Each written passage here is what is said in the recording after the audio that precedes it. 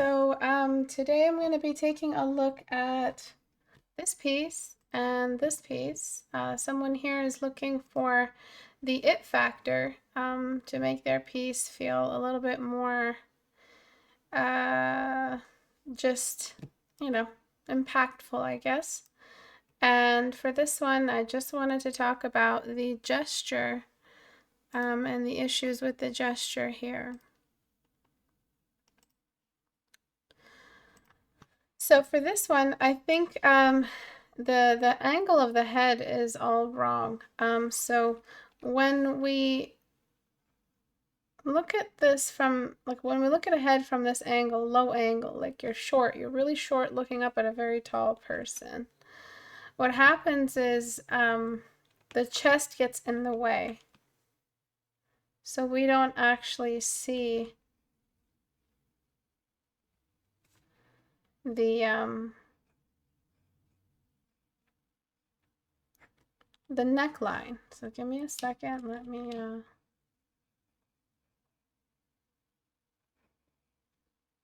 oops.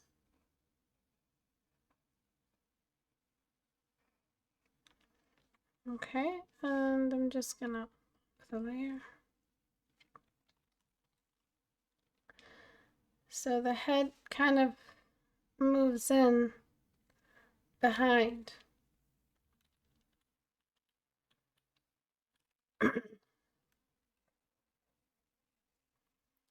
Especially if she's raising her arms up. Okay, so there's that. And then there's the fact that her head would be a low angle. So this is going to be pretty crazy. Actually, maybe the first change is just grabbing the head and moving it up. Okay.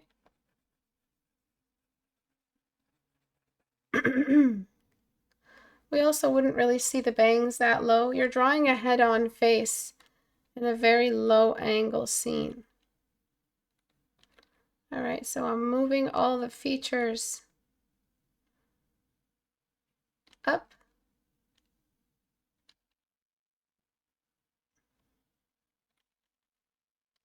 Don't really understand the expression, but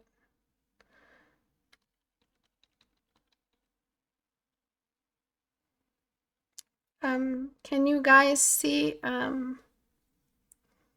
YouTube is not receiving enough video to maintain smooth streaming? Am I cutting out?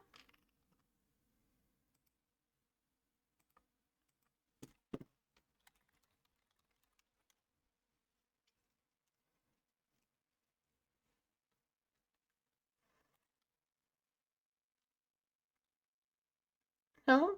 Okay. Well, I'm getting an error, so it's starting to, you might start seeing it in a second.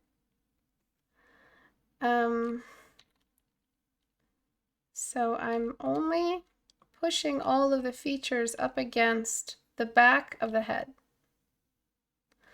to have that tilt in the camera. Okay. And if that happens, if the head is tilted at this angle, we don't really see the neckline anymore. There's no edge to the line of the neck because the neck is, the chin edge, sorry, is not visible anymore. And I'm really pushing it up along this angle.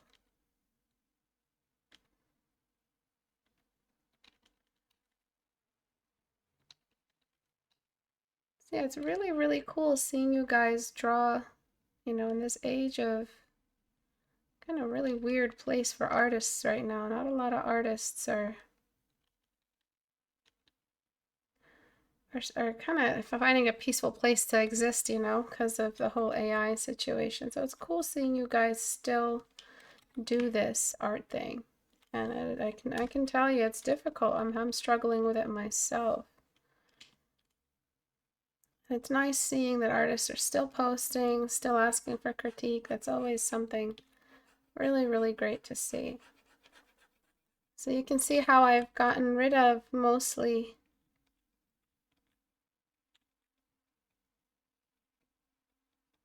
that angle. And now what I'm doing is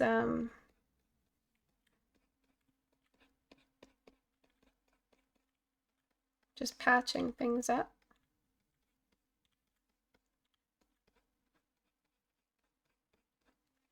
And then you'll kind of get the idea of what I'm talking about in a second when I show you the before and after.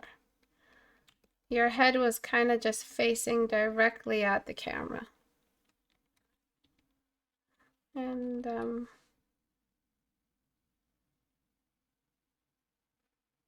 feel like her face is doing something not supposed to do, but it's okay.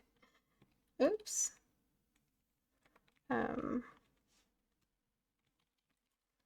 I'm just gonna make it look a little bit more angry. She's looking a little bit like she's having too much fun. So, I'm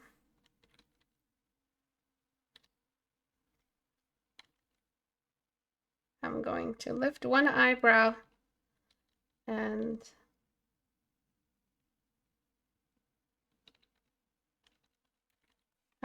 raise the other.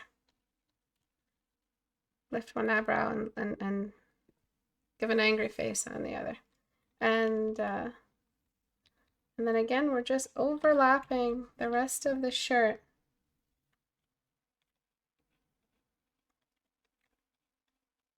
And the rest of the arms and what's left of the joint. All up toward, not sure what I'm patching up here.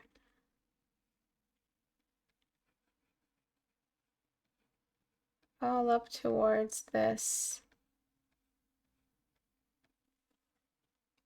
chest line, and then over here as well, and then letting the light fall on the rest of the chest.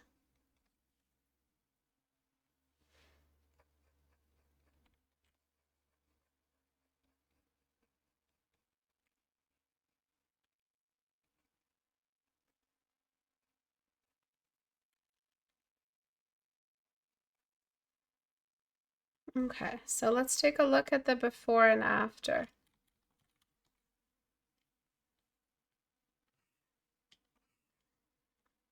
Before, after. So you see how the head was just completely off the shoulder line? Do you see that? And so when you're lifting your head like that, so before, after, when you're lifting your head like that, it causes this merging between the chin and the jawline or the neckline. You can add a bit of a shadow if you really had to. It also, when you're in this angle, worm's eye view, not quite worm's eye view, but let's just call it that, you also get a disappearing of the neckline.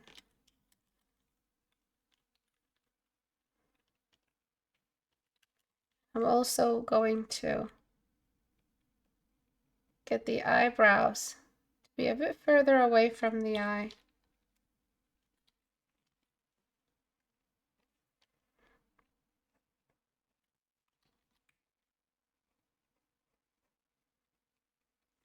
Okay, and then you can adjust the pupils and the iris to do what you need. So before, after, before, after. Honestly, I would push the head even further behind, but I'm not sure, you know, the type of realism you're going for, because sometimes some styles do better with less realism. But this is technically where the head should be, ways behind, you know, because you just got to lift your arms. Everybody lift your arms over your head and look down. It almost feels like your chin is touching your chest line sometimes. And so if you're raising the axe all the way up, you're going to get that effect. Okay, and I'm just gonna continue this weird pattern we've got going on in the hair. Let me just try to fix it.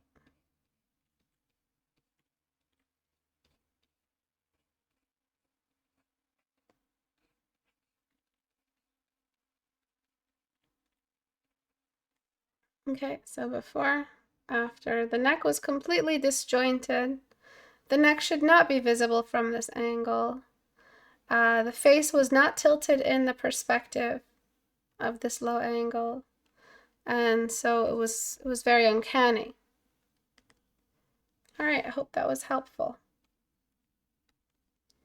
And then we've got this one. So what I think for this one is you just need 2 extra lights to really make it seem like she's having an inner monologue where she is, you know, thinking about where she needs to go in her mind to dig out the strength to survive this battle. So the first set of lights, they can be different color. For instance, the one at the top can be white, as if she feels exposed. So let's put that on soft light. She feels exposed. Everybody's looking at her. She feels like she's being watched by all the people, and she's failing this fight really hard. And so we're going to show the spotlight of embarrassment, that nightmare kind of spotlight where you're in your underwear in your dreams, and everything's focused on you, and everybody in the dream is laughing. That didn't happen to me. I'm just saying. No, for me, never mind. Let's not embarrass myself right now. And so I'm just doing that, and I'm letting some of that extra white light sit at the top. So there's that, and I let it be a little bluish, as you can see. And then from a different color, and this color can really define the mood. I mean, if she's really going through some shit, get a red or some demonic Satan color and bring it in from the bottom. And that light could just be the bouncing of the surface. It can also be white. I mean, there's no reason why it can't be. It can also be that white or blue. But a second set of light can come in from the top, from the bottom, reflecting back up at her from the bottom. And that can be just an extra moody color. You can make it any color. If she's about to transform, if she's about to find some inner strength, DBZ style, if she's... This is where you're gonna get that extra layer of mood.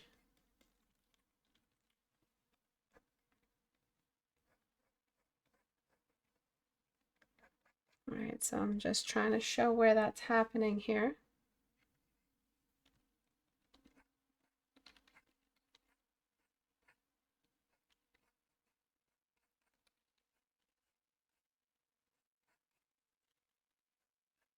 Okay, a little bit on the sides.